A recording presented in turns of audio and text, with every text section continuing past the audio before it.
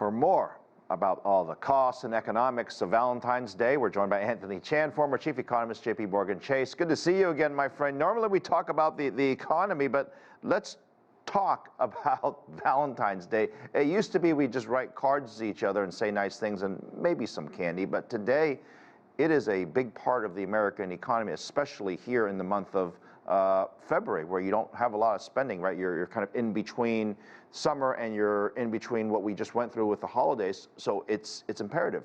In our report, we said that it's $2 billion more than last year, so roughly $26 billion. Are you surprised that in spite of what we say about the economy, people are spending this much?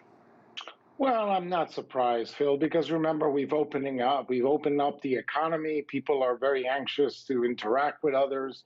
So they are going to be spending on this type of experience of Valentine's. But the reality is, Phil, that the increase is about 8.4% or so from last year. And inflation, we saw the consumer price index up 6.4%. So it's just slightly above the inflation rate.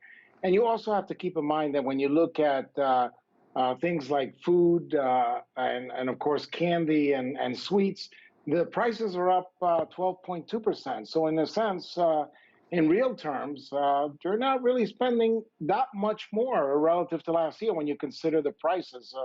The average price of a bouquet of roses is $80. If you're in Hawaii, it's over $100, almost $108. So prices have been rising, and it's become challenging for people that are trying to make ends meet.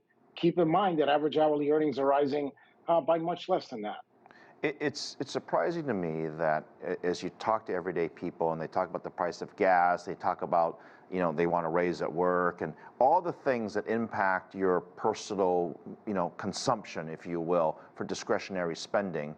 Yet we still see very positive signs in the economy, albeit, yes, adjusted for inflation, it's not as strong as maybe the top line numbers might suggest. But overall, Americans aren't spending any less than they were last year or even 6 months ago before the Fed raised rates. Why is it that the consumers, for lack of a better word, remain this strong in spite of layoff headlines and Fed headlines?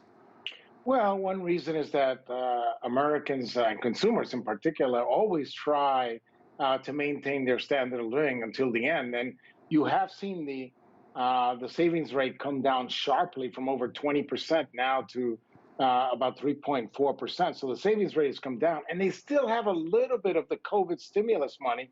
That's expected to run out around mid-year. So between now and mid-year, you're going to continue to see consumers drawing down their savings, lowering their savings rate. And by the way, you also saw from the employment report that labor force participation rate is picking up. So there must be some consumers out there that are getting a little hard pressed and are jumping off the sidelines and joining the labor force and taking jobs while a year or two they were a lot more reluctant to do so. So they are, in fact, doing everything they can, as they always do, to maintain their standard of living, even in the wake of these challenging conditions that you eloquently described. One area that typically Americans, when they're surveyed, you know, they plan and they are spending on travel and hospitality, which ironically is where a lot of the jobs availability is in that particular industry as well. How do you see that over the next 6 to 9 months and the impact that perhaps a downturn in the economy might have? It seemingly hasn't had an impact yet. No, not yet, Phil. You're correct. The labor force and jobs have been shifting to that leisure and hospitality. But remember, that sector still has not recouped all the jobs that it lost during the pandemic. It's getting closer, but it's not there yet. And we know there's been a huge shift from the goods sector, which is now experiencing disinflation, while the service sector is still showing higher levels of inflation. And you're right, consumers are shifting towards travel and leisure. So we are seeing more jobs being created in that area, and I expect that to continue over the next 6 to 9 months. As we gravitate away from those goods, we spend a little bit more on leisure and hospitality. That is part of the service sector, which is the largest part of the economy, and I think it will continue. Maybe you can help me here. We had this headline number earlier today, which was a really big deal for the markets, right? We had this headline inflation number that came in just a tad hotter than expected.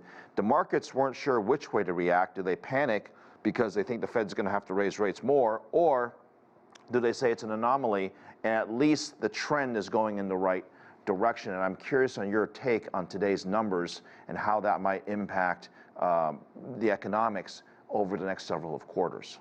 Well, I have no doubt that inflation is going to continue to slow, but it's not going to slow in a straight line.